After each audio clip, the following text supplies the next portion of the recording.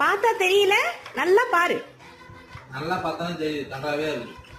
அந்த கரும்புல சாப்பிடறதுக்கு வைக்கிறேன். நீ தான் தயிர் பச்சடின்னு கேட்ட.